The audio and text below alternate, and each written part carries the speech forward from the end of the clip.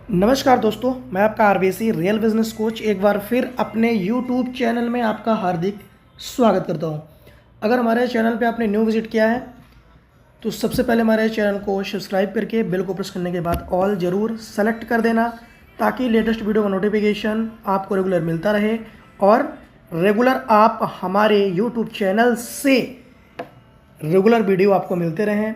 जो मार्केट की new latest update होता है, जो गवर्नमेंट की न्यू पॉलिसीज़ होती है, आरबीआई की न्यू पॉलिसीज़ हो या फिर सेबी की न्यू पॉलिसी हो या फिर अमेरिका और चाइना जैसे मार्केट से जुड़ी हुई न्यूज़ हो, सारी जानकारी आप तक हम पहुंचाते हैं। ठीक है, यहाँ पे आज हम बात करेंगे बहुत ही अच्छे न्यूज़ के बारे में, या एक और न्यूज़ आई है जो कि काफ़ी रिटेल इन्वेस्टर को यहाँ पे जानकारी लेनी चाहिए, हर इन्वेस्टर्स को। ठीक है, तो पहले हम न्यूज़ पे फोकस करते हैं। ठीक है, यहाँ पे आप देखोगे डायरेक्ट लिखा हुआ है FII and DII date FII के साथ FII DII मार्च ने अपने मार्च के महीने में अब तक का सबसे बड़ा बाइंग किया हुआ है, सबसे बड़ा बाइंग किया हुआ है। लेकिन अब आप ये सोचो कि FIIs तो बाइंग किया, लेकिन DIIs ने क्या किया? जो हमारे इंडियन डोमेस्टिक इन्वेस्टर्स हैं वो उन्होंने क्या किया? क्योंकि माहौल तो डर का है। अब इस डर के माहौल में आप भी क्या कर रहे हो? अपने लॉसेस को काट रहे हो। प्रॉफिट तो बुक किए ही नहीं, लॉसेस को भी काट रहे हो। You right. अब नीचे चलते हैं तो यहाँ पे देखने के लिए क्या मिलता है, सारा का सारा न्यूज़ सामने दिखा हुआ है कि FIs ने कैश में 3000 की बाइंग की और DIIs ने 3000 की सेलिंग की। समझो आप, DIIs के बाइंग से मार्केट ऊपर नहीं जाता, इस चीज़ को माइंड में फीड कर लो। अगर DIIs स्टॉक को बाई करते हैं, DIIs लाइक जैसे आप और हम होते हैं, आप और हमारे बाइंग करने से स्टॉक मार्केट ऊपर नहीं जाता, क्योंकि जब तक फॉरेन इन्वेस्टर या विदेशों का पैसा, विदेशी मुद्रा भंडार जो हमारे स्टॉक मार्केट पे नहीं आता, तब तक हमारे स्टॉक मार्केट ग्रोथ नहीं करता। खैर, आगे हम बात करते हैं। यहाँ पे डायरेक्ट डेट भी आपको दिया हुआ है, सारी चीज़ें आप पढ़ सकते हैं, वीडियो को पॉज करके पढ़ सकते हैं। ठीक है, जो भी डिटेल है आप देख लो यहाँ पे। बट करंट सिचुएशन में हम कुछ बात करेंगे मार्केट के सेंटीमेंट के बारे में। ओके, तो यहाँ पे हम आ चुके हैं निफ्टी 50 के चार्ट में, जो हमारे इंडिया का सबसे बड़ा इंडेक्स है। ठीक है ना, निफ्टी 50 बड़ी बड़ी कंपनियाँ इसी पे लिस्टेड हैं। अब यहाँ पे आपको देखने के लिए क्या मिलेगा कि इसने 22,000 को टच किया, 22,000 को टच किया। अब सबसे बड़ी चीज़ यहाँ पे देखने के लिए पता है क्या मिली है? इन्वेस्टर्स का डर। आपने देखा होगा मार्केट में काफ़ी ज़्यादा न्यूज़ आई थी कि इतनी बड़ी गिरावट में रिटेल इन्वेस्टर डर रहे हैं। इसका रीज़न क्या होता है? इसका रीज़न होता है थोड़ा सा अप किया जाता है मार्केट को, फिर लंबा डाउन किया जाता है, फिर थोड़ा सा अप किया जाएगा, फिर लंबा डाउन किया जाएगा।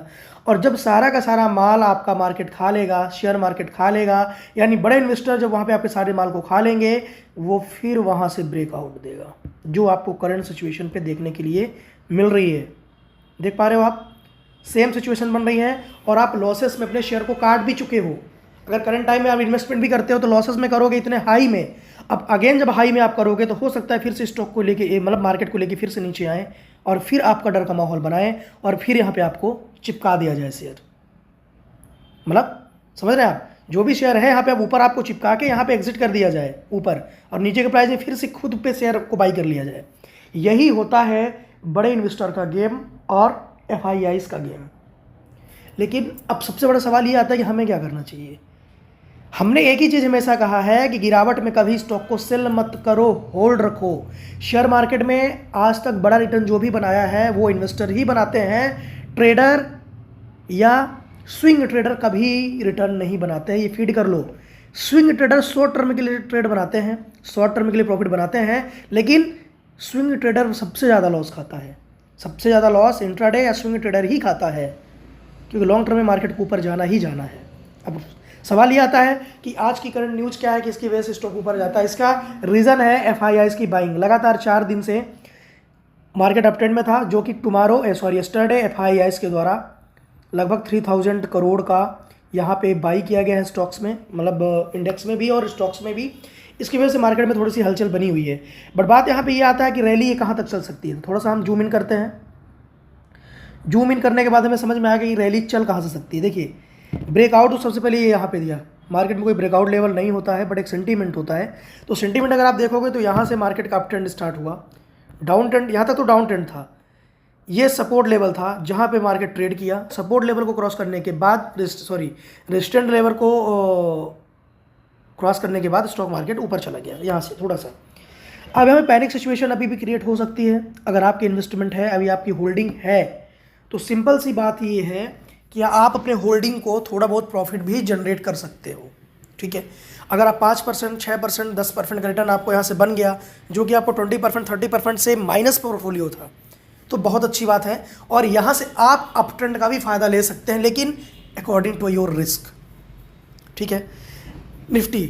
अब रही बात स्टॉक्स की, तो जैसे कुछ स्टॉक्स भी बहुत सारे इन्वेस्टर्स के पास होंगे, उन स्टॉक्स की भी थोड़ी सी हम बात कर लेते हैं यहाँ पे।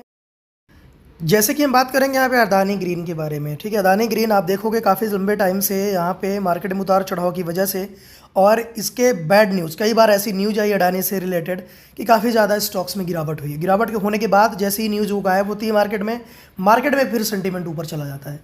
तो आपको क्या करना चाहिए? सबसे बड़ा सवाल रिटेलर्स को क्या करना चाहिए? तो रिटेलर्स को ना, मैं सच बताऊँ तो ये मैं आपकी जगह पे खड़े होकर खुद को देखता हूँ, तो ये मुझे समझ में आता है कि जब कोई स्टॉक्स में हमें एंट्री ली है, पार्टिकुलर हम आर स्टॉक्स की बात कर रहे हैं मार्केट में करंट टाइम में, कि जब किसी स्टॉक्स में हम एंट्री लेते हैं तो हमें एंट्री लेवल हमेशा ना डाउन प्राइस पे लेना चाहिए। याद रखो, जब वो गिरावट में हो। यू राइट, समझना इस बात को। जब गिरावट में आप परचेज करोगे ना, तो आपको डर नहीं लगेगा, क्योंकि मान के चले, और एक साथ कभी परचेज मत करना। जैसे कि मान के चलिए ये स्टॉक यहाँ से गिरा, कितना था ये? 1500, सॉरी। अब 1500 से गिरा तो आप एक लेवल पकड़ के चलो कि भैया 1500 से अगर 20% गिरता है, 10%, तो वहाँ पे हम परचेज करेंगे। 10% गिरा तो आपने अपने टोटल कैपिटल का 20% इन्वेस्टमेंट कर दो। फिर देखो कि अगर यहाँ से ऊपर जाता है तो अच्छी बात है, लेकिन नीचे जाता है तो फिर अगर 10% गिरे, 5% गिरे, तब हम फिर 10% इन्वेस्टमेंट करेंगे। तो ऐसे कर करके ना आपका एवरेज प्राइस एकदम फुल डाउन प्राइस पे आ जाएगा। समझ रहे हो मेरी बात? बट अगर डाउन प्राइस पे नहीं आता एवरेज प्राइस, वहीं से भी मार्केट ऊपर चला जाता है, तो 20% तो ऑलरेडी आपने इन्वेस्टमेंट करके रखा है, उसका तो रिटर्न ही आपको मिलना है। तो ऐसे में ना आपको लॉसेस होने के चांसेस बहुत कम होंगे मार्केट में, कोई भी स्टॉक्स में इन्वेस्टमेंट करते हैं आप तो।